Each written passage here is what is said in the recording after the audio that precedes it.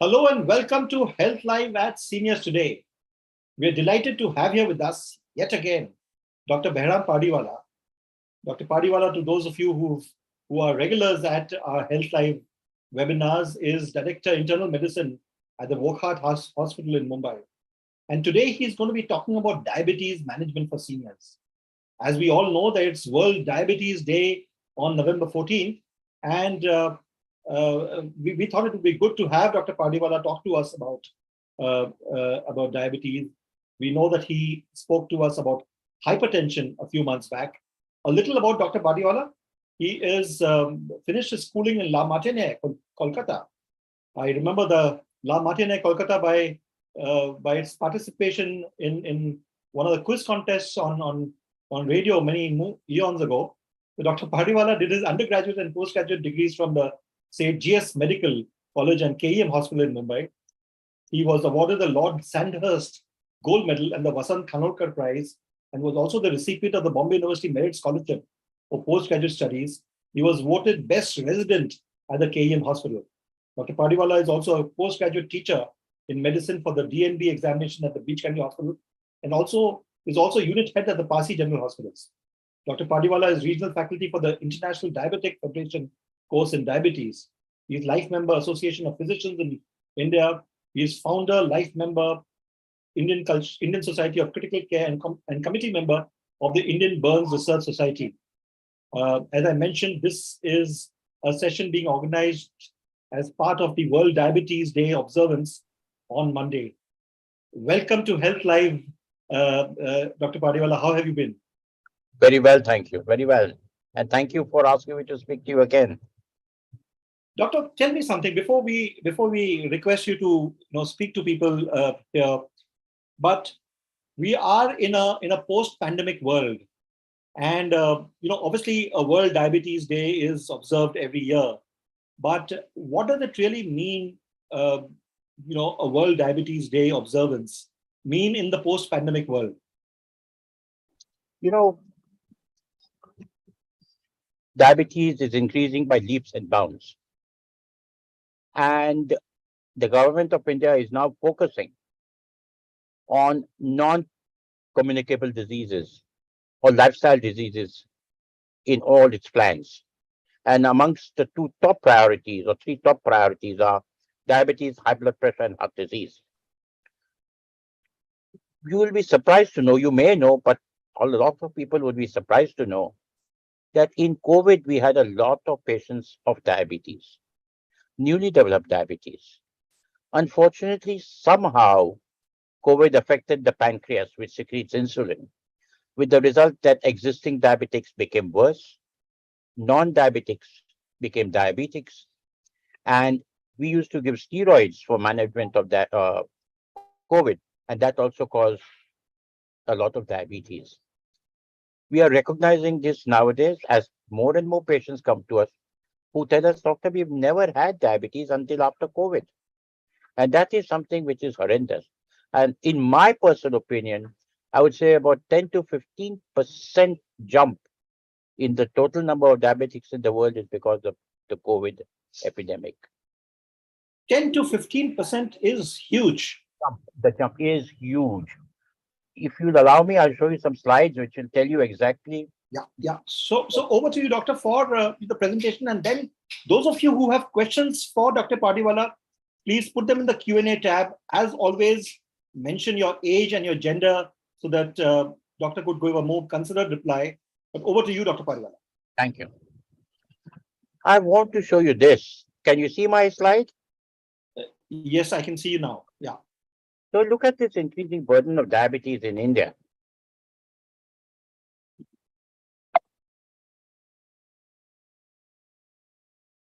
"77 million people live with diabetes, and 134 million people are estimated to be affected by 2045.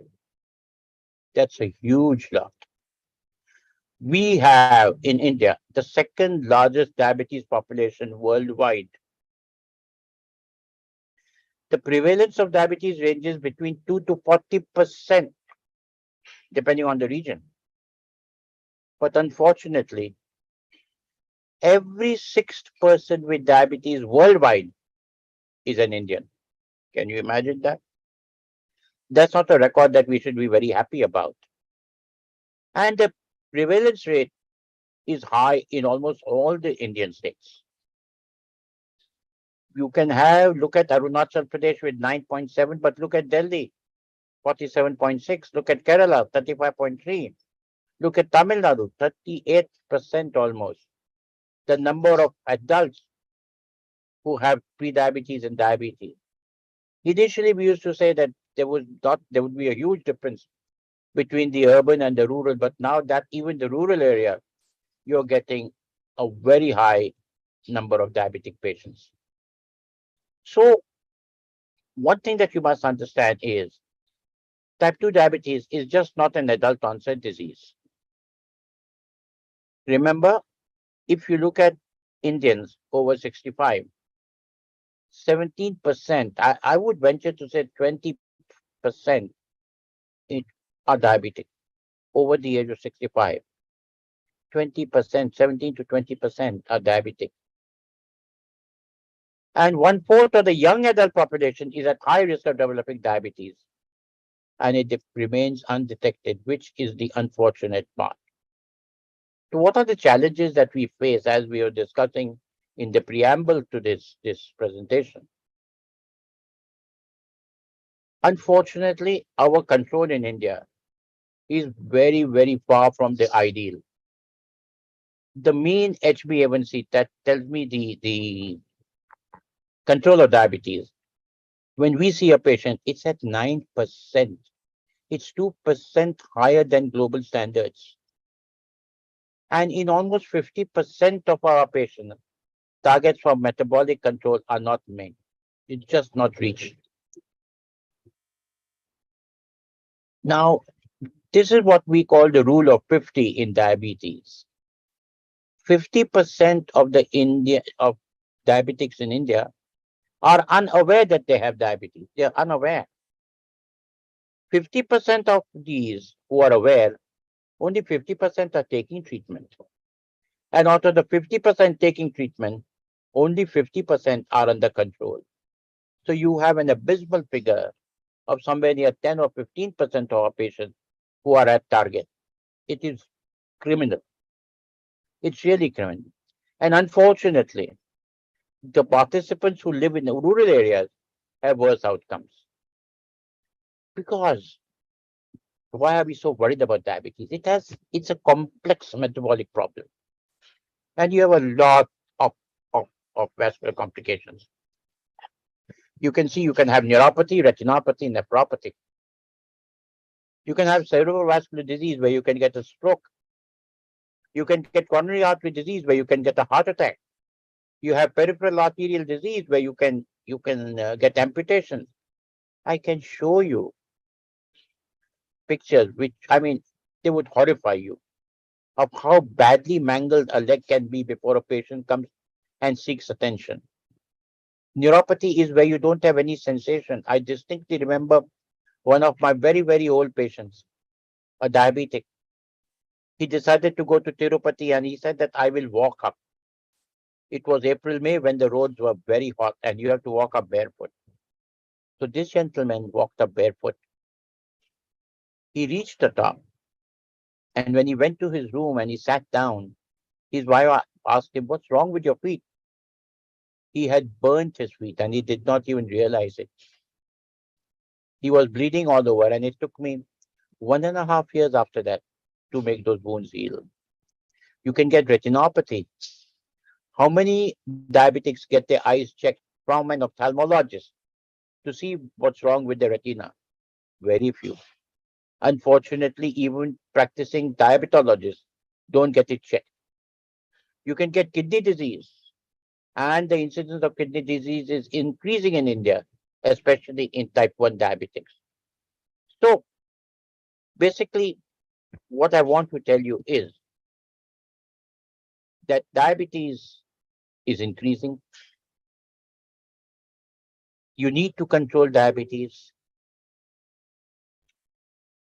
It's a disease which is pervasive, all prevailing.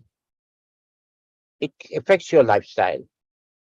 It affects all parts of the body from the head to the toe. And therefore, you should be careful.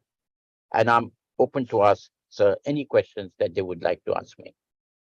Thank you very much. I'll get to the questions directly. Doctor,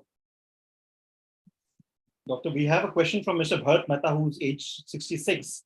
His question is, it's a very basic question. Is diabetes curable, and what precaution one must take if family history of diabetes is there? If there is a family history of diabetes, the chance that you are going to get diabetes is like this. If one parent has it, there's almost a 25 to 30%. If two parents have it, the chances are between 50 to 75% of you developing diabetes. You can prevent the onset of diabetes by being extremely conscious of your weight, of your lifestyle, of your diet.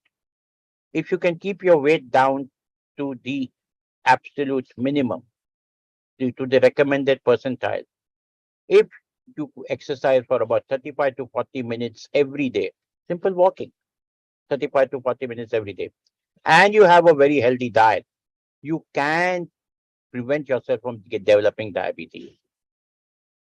If you have diabetes, I mean, where we define that as a blood sugar over 180 in the postprandial state and over 130 in the fasting state, if you have diabetes, it's very difficult to bring it down to normal without medication. In the pre-diabetic state, yes, where you have an impaired fasting glucose or you have an impaired post-meal glucose, what we call impaired glucose tolerance, that is a potentially reversible stage. There again, lifestyle, diet, exercise, you can reverse it. Doctor, can I ask you this question? Of you've treated so many patients over the years. In terms of even a ballpark percentage, how many people are able to reverse their diabetes? Very few. I would say 0.5% can reverse the diabetes.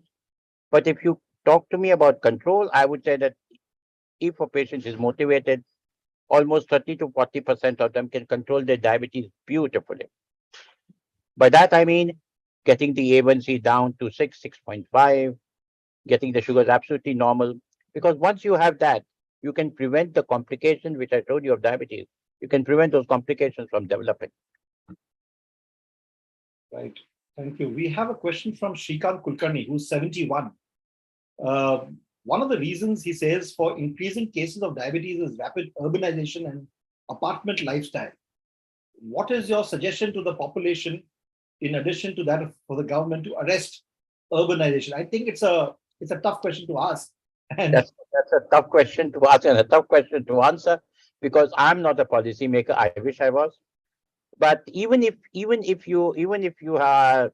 urbanization, and as you said, an apartment life, you can, in an apartment also, you can exercise. You can go down into the lower area where you park the cars.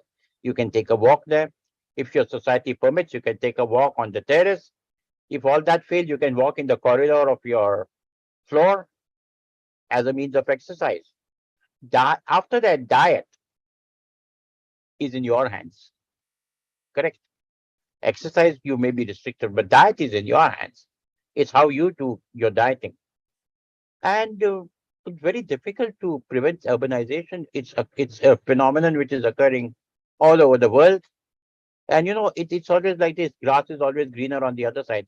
I would love to go and stay in a rural atmosphere, of course, with all the modern conveniences. The rural population would love to come here. They see these huge apartment buildings and these air conditioning, and they would love to come here and stay here. So it's a two-way street. Um, absolutely. Doctor, we have a question from Sri Krishna Agarwal, who's age 76. Aren't you impressed by the kind of people we get on our show? We have people age 71, 76, 80, and they're all there on Zoom and all technology, Tech savvy. tech savvy. So it's amazing. I must say that's really encouraging. That's really encouraging. But may I suggest one thing to you? Yes. I think go into the history of most of these tech savvy gentry. you'll find that they have siblings living out of India. And either on Zoom or on Teams or one such mechanism or even in WhatsApp, they Right. communicate daily. So they will Absolutely. be very familiar, very familiar with the various platforms. Right. Absolutely. So we have this question from Mr. Sri Krishna Agarwal, who is 76, and says he is a diabetic since 31 years on oral and long-acting insulin. He asks, what would be the normal accepted range of numbers for him? Well, there's one thing. Nowadays, we don't look too much at single figures of, say, a fasting or a post meal. We look at things like an HbA1c, which gives me an idea of your last 3 months control. Something more that I can get actually is we look at the glycemic variability, where we check your blood sugar throughout the day and we see how much it fluctuates. So we have the lower level at 70, the upper level at 180. If you are able to manage and keep your blood sugar 90% of, say, even not quite 90, at the 80% of the time in this range, you are very safe. If you keep it at 90%, it's fantastic. If you can manage to keep it between 70 on the lower end and 180 on the upper end, with your oral antidiabetics, with your long acting insulin. And as you said, it's 30 years. You are now 76. So you had it at the age of 46.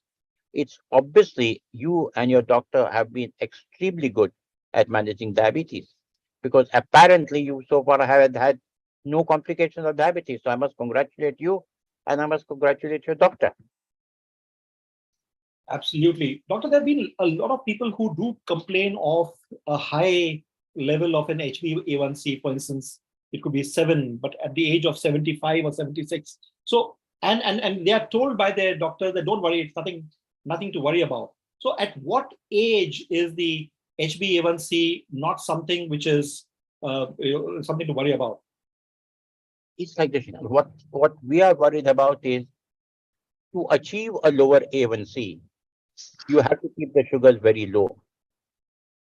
And if the sugar dips below 70, 72, which we call hypoglycemia, hypoglycemia is an extremely difficult condition for a patient, especially for an older patient, because when you have hypoglycemia, you get cardiac rhythm abnormalities. When you have cardiac rhythm abnormalities, you can get a heart attack, your heart can stop beating, you can get a stroke.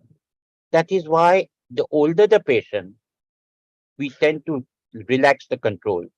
So at about age 70, 75, if you have an A1C of 7, I'll be happy. I wouldn't push you down.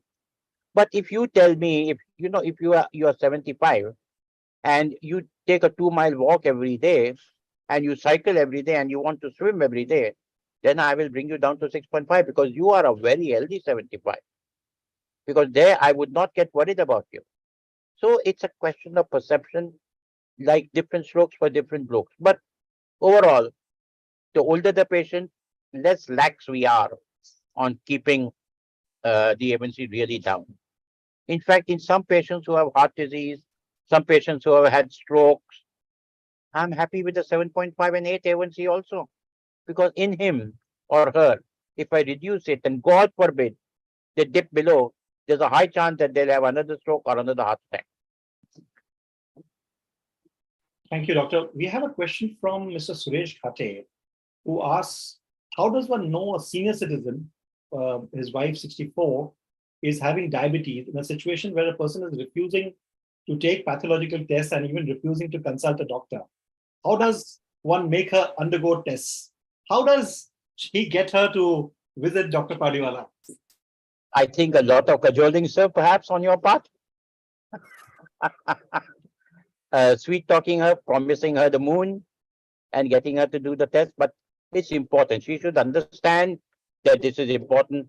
There's no other way that you can test it. You have to test it on the blood. Urine sugar is useless. We don't use urine sugar testing nowadays. Right. We have a question from Mr. Dilip Desai, who is age 73. He says he's recently diagnosed for diabetes and wants to know whether does fruit intake increase sugar levels? What intake?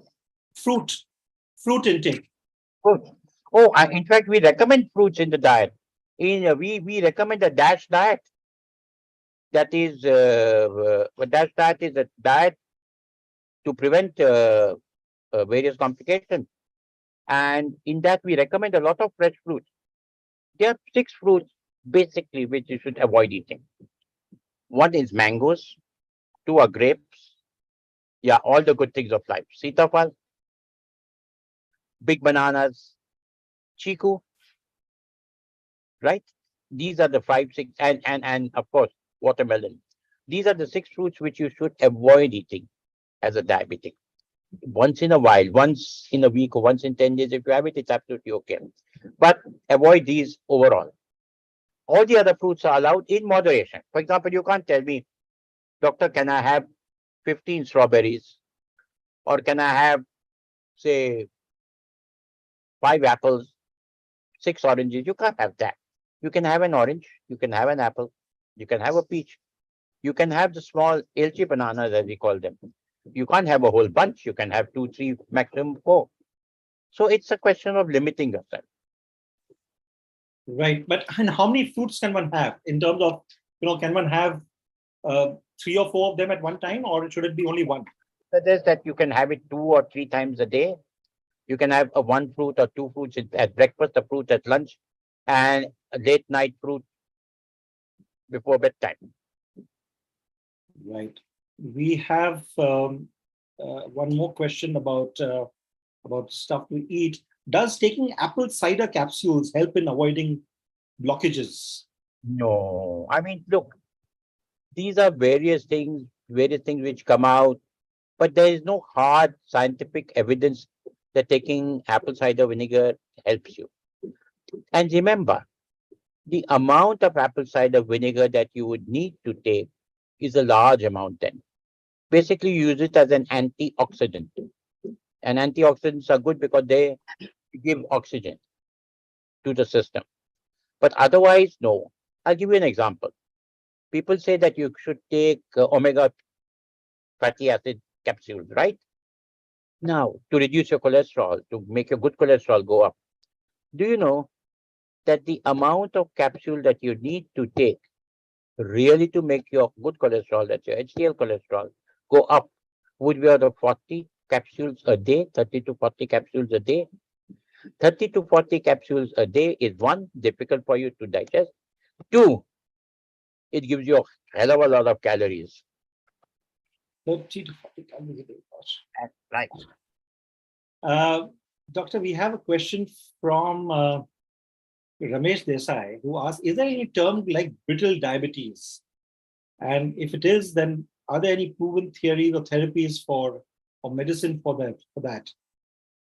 Brittle diabetes are what we call brittle diabetics are those who are not easily controllable. For example, if I give him X amount of insulin today, he's controlled. Same amount X insulin tomorrow, he'll go into a low blood sugar. Day after tomorrow, with the same amount of insulin, he'll go into a high blood sugar. These are extremely brittle diabetics, and for them, these are the patients who are ideally needed to go on an insulin pump. And brittle diabetics usually don't occur in type 2. They occur in type 1 diabetics. Thank you, Doctor. We have a question from Bharti Rathore, who asks, is there any relation between peripheral vascular disease and diabetes? Absolutely. One of my slides showed it to you, no? If you look at the macrovascular complications of diabetes, it is peripheral arterial disease. And it is peripheral arterial disease which causes all these less blood supply to the leg and non-healing ulcers, etc.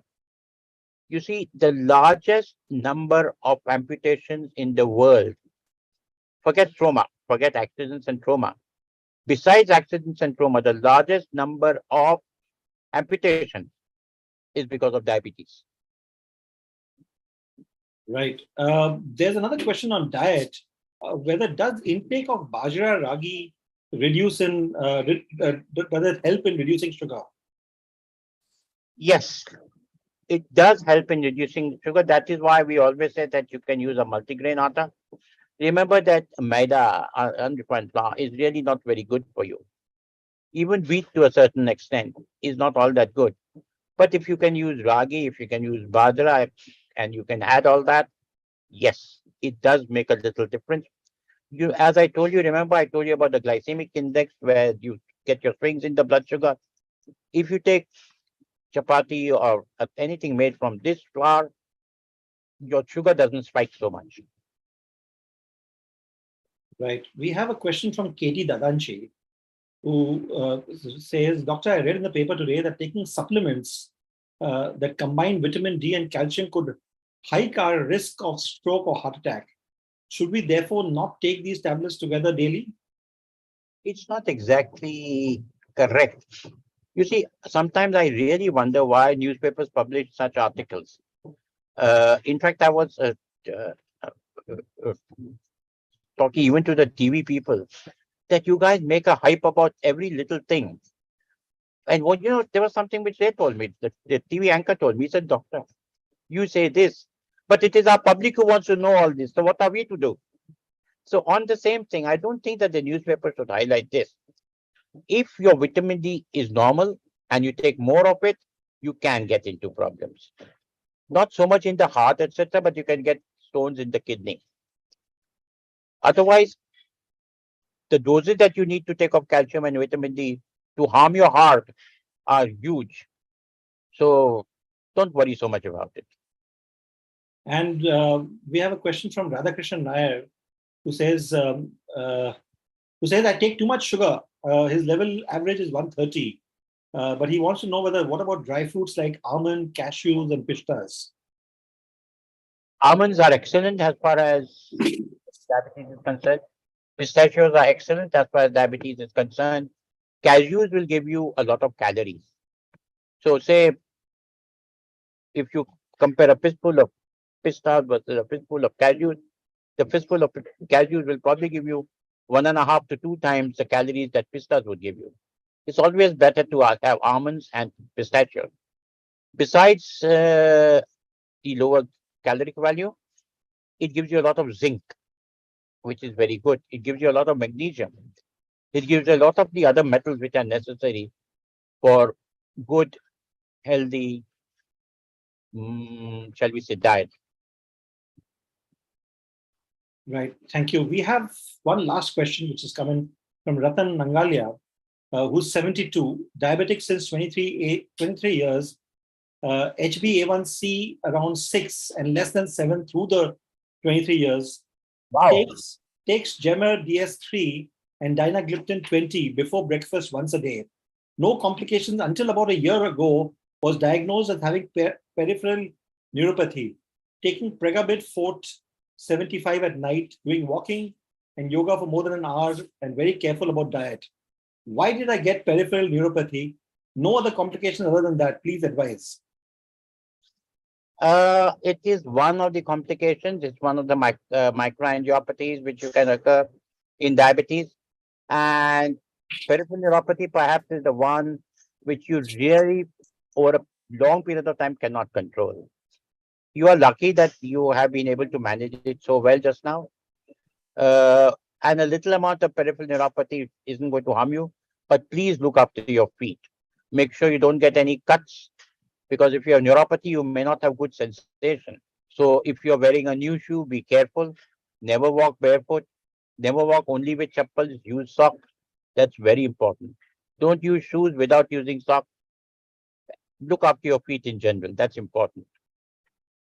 Right. And Doctor, does methi reduce sugar? Yes. Yes. It does reduce sugar to a certain extent. Karela reduces sugar to a certain extent. All these things actually help. Say it reduces by 5 milligrams. Karela reduces by something. Taking your multigrain atta reduces by 3 milligrams. If you put every walking reduces by 5 milligrams. If you put all these things together, your diet and your exercise, you can reduce your blood sugar by about 15 to 20 milligrams without medication. That's what we call lifestyle measures.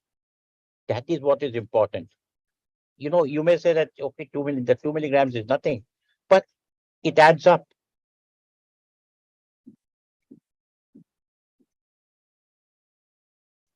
Right, Doctor. I was sorry. As I was saying that there'll be no more questions, we have one more last one by Dibyendu Ganguly, who asks, he's 61. He's been taking metformin for type 2 diabetes for 10 years. Are there any long-term effects? Not really. If your sugar is well controlled on only metformin, it's fabulous. I hope that you're taking a B complex along with it, specifically B12, because metformin, when given over a long period of time, causes B12 deficiency. Therefore, make sure that you're taking B12 along with metformin. If you tolerate it, the only side effect is gastric intolerance. You may get a little burning, a little rumbling in the stomach, perhaps some loose motions. But if you tolerate it, absolutely no way. Go ahead and take it. Doctor, thank you. You've, in the last half an hour, we've answered quite a few questions, and thank you for, talking a fair bit about diet and various things like dry fruits and methi and all of that. But one last, any closing words that you would like to make for our readers and for seniors, especially about that magic potion that will help them? I wish we had the elixir of youth. Unfortunately, we don't have the elixir of youth. But as I said, if you look after your diet, if you exercise regularly, you eat in moderation, it's really not going, it's going to do no harm to you. It'll only do you good. Remember one thing about diet: eat breakfast like a king, lunch like a commoner, and dinner like a pauper. You do that and you'll be perfect. Unfortunately, in India, we do exactly the opposite. Everybody's so stressed out in the morning, they're running off. At lunch, it's just you grab a sandwich or you take a pizza of all the things. So when you come home at dinner time, you're exhausted, you're with your family, and you have a paratha and you have a chapati, then you have the biryani, then you have something fried, then you have a meetha, and there goes your diabetes. So you have to be careful with that. Another thing I was asking is, when you said seniors, you seem to have restricted everybody to 70 and beyond, except for this lone gentleman at 61. Right, absolutely. No, we have people from all age groups, and but yes, there are quite a few people above 70, and it's very nice to see them ask questions and free to do that. Great, Doctor. Thank you very much for being here and for responding to all our questions on that our readers and viewers had on diabetes. And as always, we have the takeaways. The edited video will be up on Monday on seniorstoday.in, along with the archives of the various episodes that we've had so far, including the one by Dr. Pardiwala on hypertension some months back. So you can go ahead and watch that. I had an excellent conversation with him at that time as well. Thank you very much, Dr. Pardiwala, for this. And all of you know that we will be back again next Saturday. What I'm going to do is I'm going to just take a minute more and request our producer to put a calendar of the various events that we do every day of the week, which way we have for our senior citizen readers. So we have on Monday, we have a dance session. We have an evening with lesser known stories. We have a housey every Monday at 5 p.m. Then an Antakshari. On Tuesdays, we have an open house by KV Lakshminarayan and Zumba by Rani Nambiar. In evening on Wednesdays, we have Seniors Have Talent, which is in its 9th season, as we know. On Thursday, we have an Antakshari. On Thursday evenings, we have a karaoke session. On Friday, we have yoga. And every alternate evening, we have prose and poetry. On Saturday mornings, we have acting classes. And of course, on Sunday evenings, we have the health webinar, which happens at 5 p.m. without fail. Thank you very much for being here. I know I've had some disturbance at my end today. I'm not in my regular home base recording this thing. So sorry about this. And thank you very much once again, all of you. And thank you to Dr. Pardiwala. Thank you. Thank you. Good night.